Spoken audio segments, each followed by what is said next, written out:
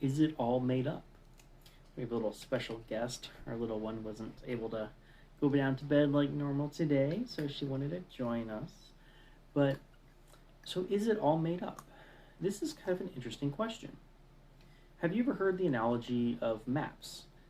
Maps aren't the land itself, right? The map is an archetype that we create to convey an idea or a message to somebody else about land masses.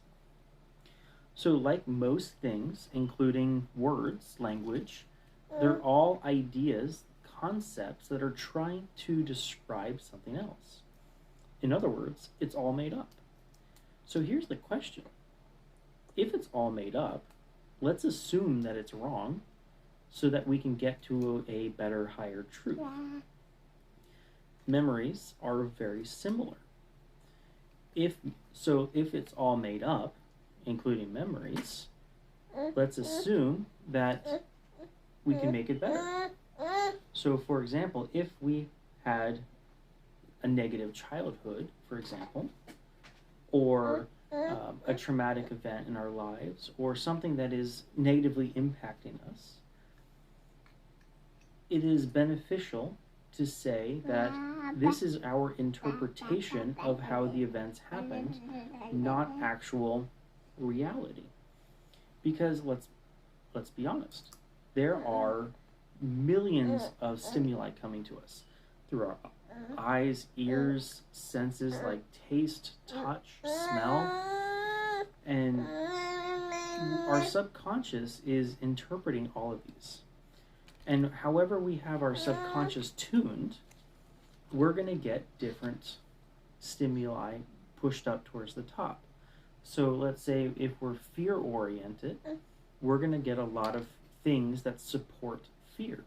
If we're oriented towards seeing the good in all things, we will get the feedback towards that. So our subconscious is very good about delivering whatever it is we tell it. And these things are called filters, right? Somebody who has been hurt, for example, in relationships may say, all men, women are pigs, or all men or women are only after your money because of a past bad experience. So that colors all future potential of their relationships. And just like we have views of ourselves, if we have a belief that says, I'm not good enough, we call that an identity, then our subconscious is going to feed evidence to support that, which then reinforces that, which then creates more of that outcome. So then we can say, okay, we can do that for our past experiences, right? Let's say maybe an event in our childhood or previous to today didn't go quite as planned, or maybe had a bad outcome. We could say, okay, that's the map, aka memory, of what actually happened. Maybe that's not as useful, so we can tweak that and make it more beneficial. This is the power of all the subconscious tools, like neuro-linguistic programming, meridian tapping, and all these fun tools, hypnosis, to kind of rewire our brain to find the benefits in all things. So we're not wanting to remove the experience, we're just wanting to make that experience more beneficial. Yeah. Do you have something to add to that? Yeah.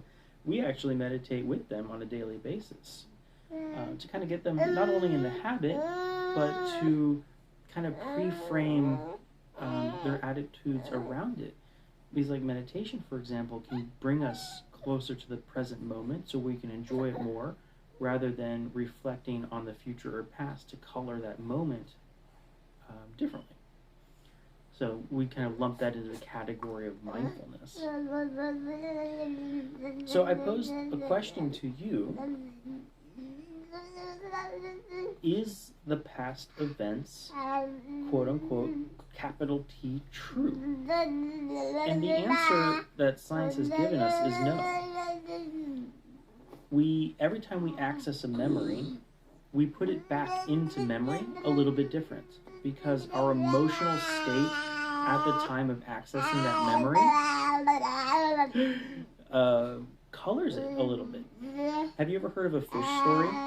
Every time that the fish story is retold, the fish gets a little bit bigger. And the reason for that is when they tell the fish story, they're excited. They're talking to somebody who wants to listen. So they're talking about all the things that they're doing while fishing, and just their excitement expands the fish. And just like when we tell negative stories, sweetheart, and even when we talk about negative experiences, it'll generally heighten the emotion of negativity so that memory gets more and more negative over time, unless we deal with it. And the really cool thing is every time we feel something, we can change it. And that's what neuroplasticity tells us. So this is a really important thing, because now we have the ability, and I would almost say responsibility, to heal the things that we've gone through in life so that it doesn't negatively color future events. And if you need help with this, reach out to me. I'm always happy to answer questions or teach a little bit. And I hope you enjoy having our little guest here tonight, albeit a little baby distracting. And then I think we're headed off to bed. So I bid you adieu. Have a wonderful day, and I'll see you tomorrow.